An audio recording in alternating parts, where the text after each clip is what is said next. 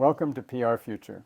Today's episode is a special replay of a podcast originally hosted by PRWeek, and I'm not your host this time, I'm a guest.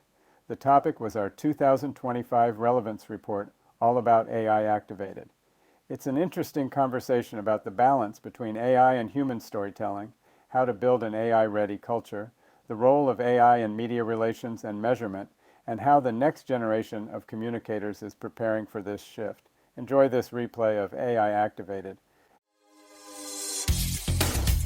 So it's this culture of experimentation, it's this culture of use, it's the finding the tool, thinking about it as a tool, not as something that's happening to you, but something that you are using to be better. The strongest predictors of AI success within an agency or anywhere really are this encouragement from an employer and allowing the freedom and the trust to say you can use this as you see fit. We're trying to immerse the students in this AI experience so when they get out, they'll be bringing something new to an agency instead of just learning on the job.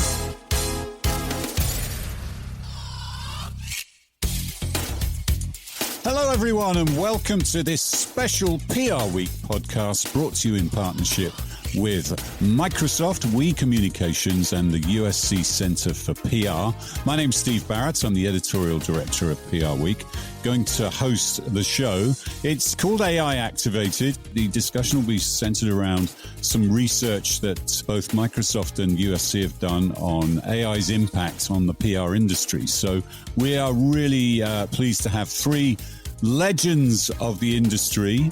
I think you're all Hall of Famers, aren't you? We've got Melissa Waggener Zorkin, who's Global CEO of We Communications. Hi, Melissa. Hi, Steve. Thanks for having me. It's a pleasure. Frank Shaw, Chief Communication at Microsoft Corporation. Hey, Steve. Good to see you. And you. And Fred Cook, Director, USC Center for Public Relations and Chairman Emeritus at Golin. Hey, Fred. Hey, Steve. How are you? I'm well. It's great to be chatting to a West Coast crowd. So looking forward to the conversation. After the universe out here, Steve, don't forget it. I know. I miss my times out there. I don't visit enough, so I need to get over there again. But let's talk about these reports.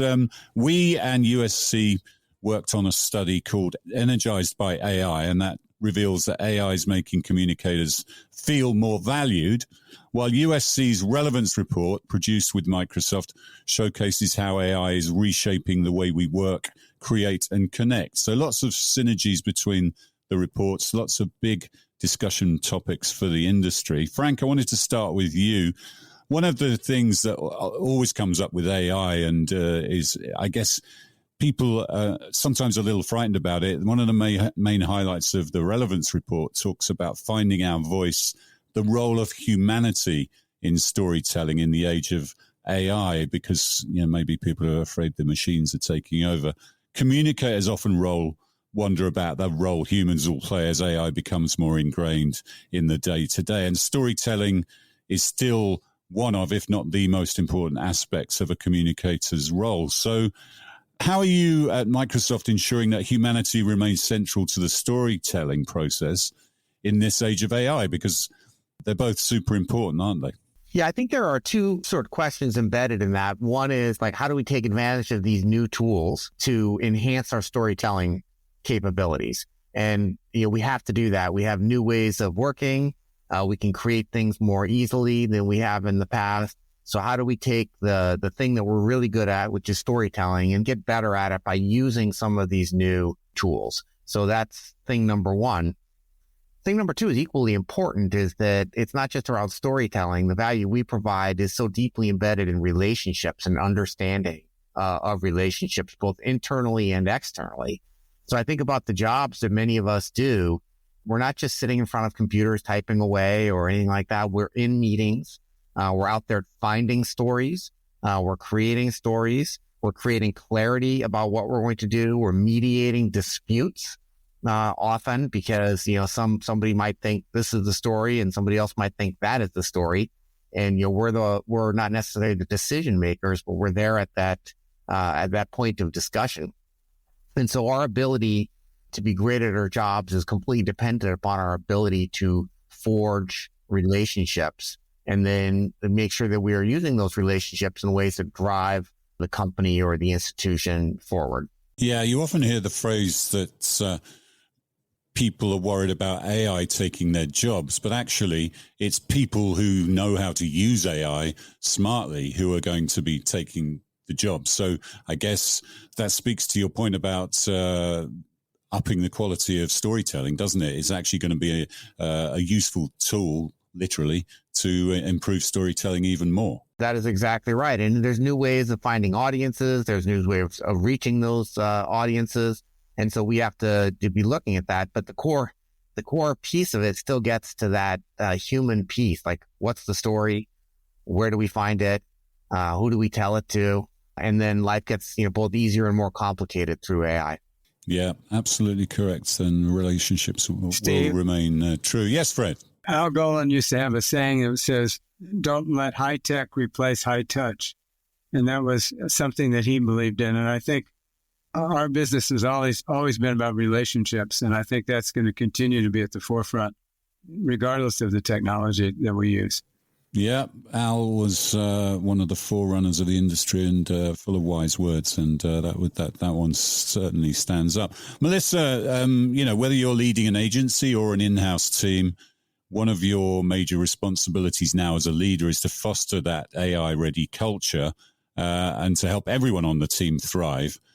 As such a leader, how are you doing that at We Communications? Because it's quite a revolution, isn't it? If you're looking back over the last decades, it is a fundamental change. Yeah, it's a fundamental shift, and I think it's the sort of the rebuilding of our culture at its core. I think the most important thing is to make sure that our people feel empowered, truly empowered to dive into these tools. And that means experimentation, if not perfection. That means innovation, and that means new kinds of ways of thinking and even making mistakes and celebrating some of those and learning from those. And so for us, our research tells us that the strongest predictors of AI success within an agency or anywhere really are this encouragement from an employer and allowing the freedom and the trust to say, you can use this as you see fit. And so as CEO, I'm making sure that we instill that in our people, and we send a strong message that I trust you. You've got this. Give it a go. I'm sure you'll do it right. And if not, let's get together and talk about what's working and what's not. Because I think it's interesting. People ask for training, but is there really training today? I think the training comes from the people who have adopted it first, and they're passing what they know or what they've learned on to others. And so it is all about that culture and people modeling AI use themselves and then supporting the culture and saying, this is where we're going. Yeah, Frank, you're in an interesting position because you're a communications leader, but you're a leader at a company that is at the cutting edge of AI. So that's an interesting dynamic. How would you advise teams to stay ahead of that? And to Melissa's point about training and getting up to speed with the technology, what sort of hints could you offer? Well, I'll just start by saying I've been around technology for a while, and I have never seen the kind of rapid improvement and additional capacity that we've seen around all these new AI models. Things that, a year ago or 2 years ago, we thought were 5 years out, are here with us today. And the pace continues to increase. So the capabilities just keep going up. And so the idea that there's going to be this place where you just pause and wait for somebody to show up with like the tablets that say, here, go do this, it's just not going to happen. Because by the time those tablets show up, the world will have moved on 6 months in 6 days. So the key is to really encourage people to use the tools that are there now. Experiment like crazy. Find the tool that works best for what it is that they are trying to do. And then if it doesn't work, don't give up on it. Try it again in 2 days, because it might work in 2 days. And so it's this culture of experimentation. It's this culture of use. It's the finding the tool, thinking about it as a tool, not as something that's happening to you, but something that you are using to be better. Yeah, and I think it's also that everyone is writing the playbook. It's not just one playbook. And I think we look at the numbers in our company about, what we have done. It's been a game changer for productivity at our agency, really. And there's been, like thousands and thousands of actions taken, assistance logged, the documents we've rewritten, and all the things that we've done differently. So it's just the combined collective power of the agency that's coming together versus sort of here's a training session. Yeah. Because one of the things we found is that people are overwhelmed by the number of new tools, and just keeping up with them all is almost impossible. So it has, as Melissa said, it's got to be like a collective effort where one person sharing something that they have used, another person sharing something they've used, because otherwise you get overwhelmed. Yeah, that was something that came through in the USC communications report, wasn't it, Fred? Yeah. And that, staying current with evolving AI is the number one challenge at the moment for communicators. So what other counsel would you offer communicators? You're in the education space, of course, you're producing the comms folks of tomorrow. But what counsel would you offer communicators of all types so that they can manage this, what they might see as a daunting challenge? Well, it's interesting because when social media hit in the early 2000s, all the agencies hired young people because they understood social media. They were more native to it. But AI is different. They don't have a head start the way they did on social media. And so we're all sort of learning it at the same time. And I think that makes it a different dynamic. And I think sometimes the older veterans are using it more often than students. So we're trying at USC where we've been teaching AI courses for the last couple of years. We're incorporating it into all of our classes in some way or another. And we're inviting people who have new products to come to campus and show them to us, so that we're trying to immerse the students in this AI experience so when they get out, they'll be bringing something new to an agency instead of just learning on the job. Yeah, it's an interesting dynamic. Frank, one more question on this. I've heard people say that when the personal computer came in back in the day, that it was kind of incumbent upon business to provide the training for people to learn how to use PCs. And largely they did, and they kind of funded it and they gave the time for it. Now we're in such a different time where there's so much technology and everyone's so tech savvy. The smartphone rules everything. So Fred mentioned social. Are we getting enough time? I sometimes feel like I need to take 3 months off and get myself, almost like reset my brain and get up to speed with AI. But you've got to do it while you're doing the day job, haven't you? What's your advice there?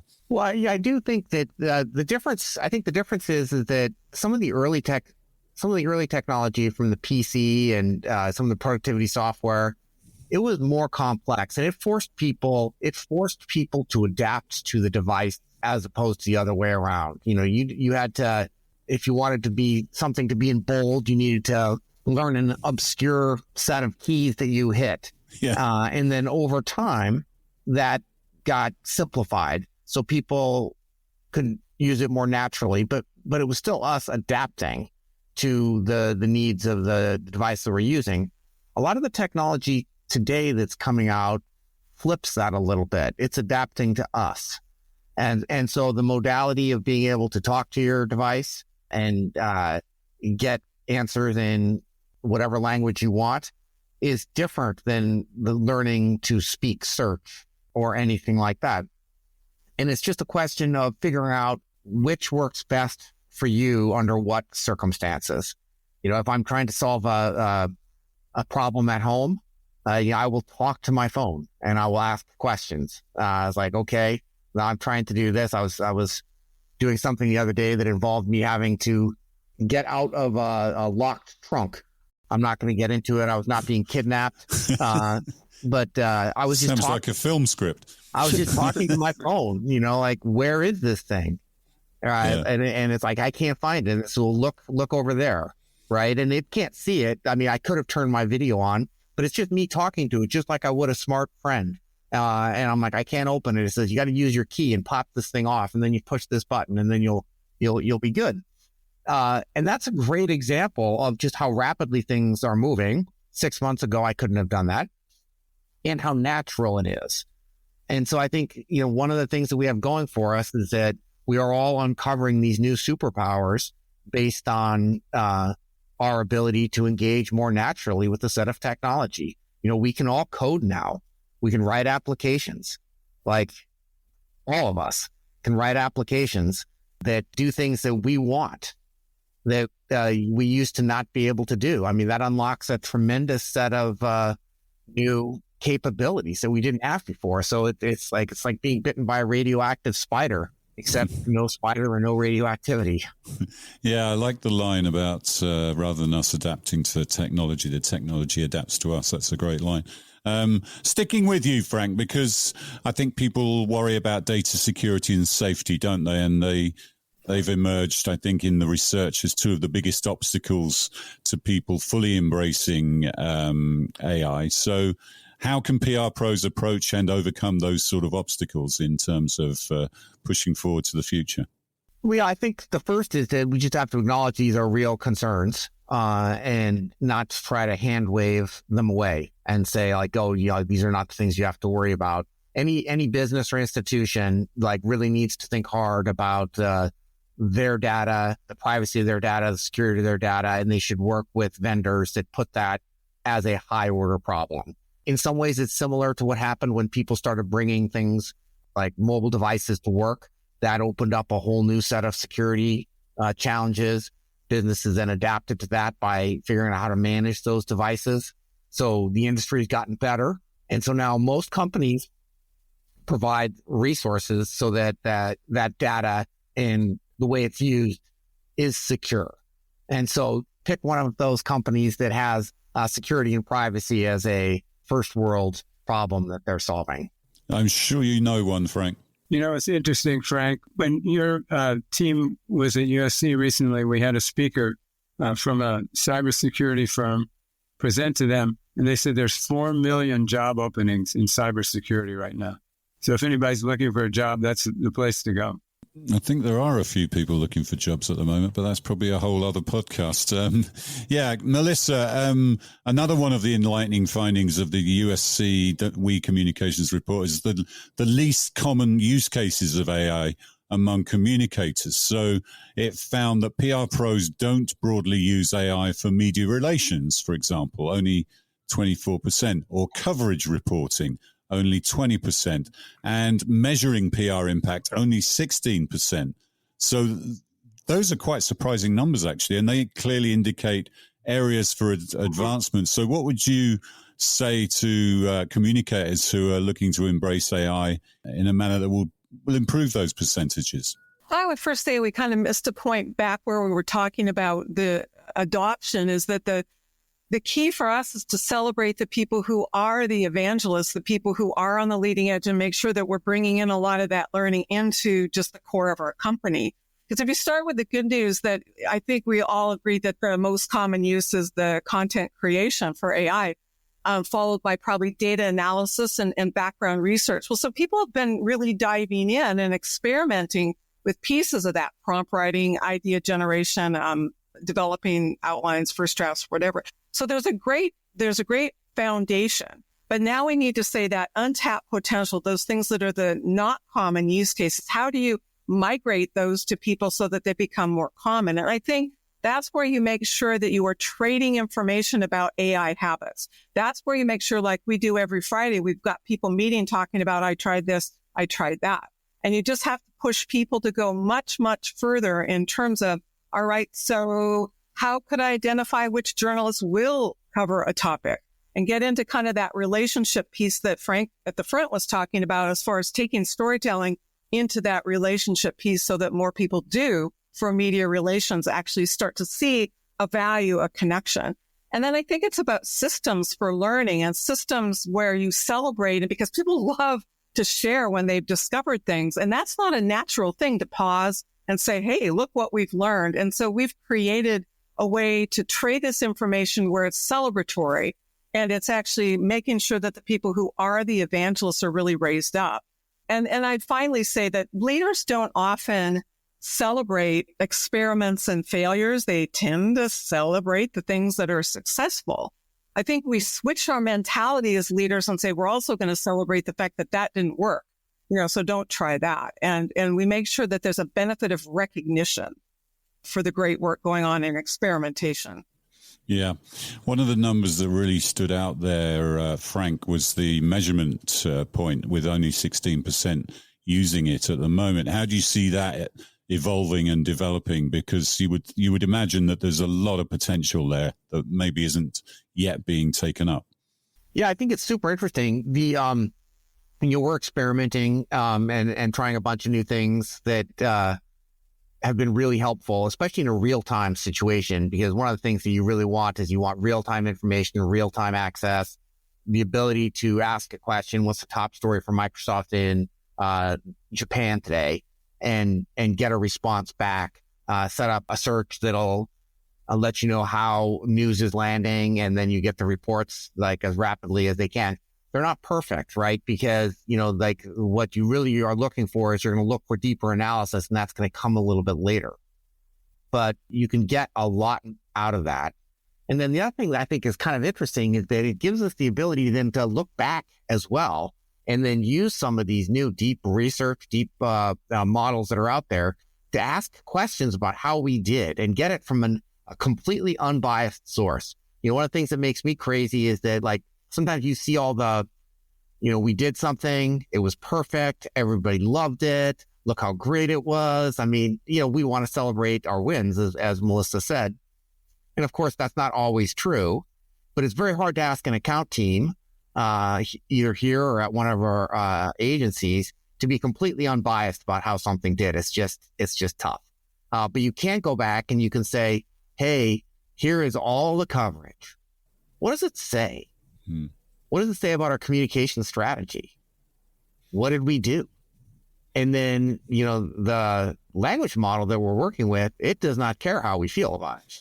Yeah, robots don't have emotions yet or biases yet. Well, maybe some biases. Well, there's the biases piece too, but I like what Frank said about the global reach and the ability to not just say that it's, the United States view. I like that very quick ability to say this is how it played in the world, which I think for communicators is incredibly important with all the geopolitical dynamics and just making sure we're giving the right counsel that's more from a global perspective. Absolutely, especially for global brands. So. Dave, you talked about media. I just wanted to say one of the articles in the Relevance Report was written by Frank's colleagues, and it talks about a joint venture between Copilot and Meltwater. They're working together to create a tool that will add AI to the media mix.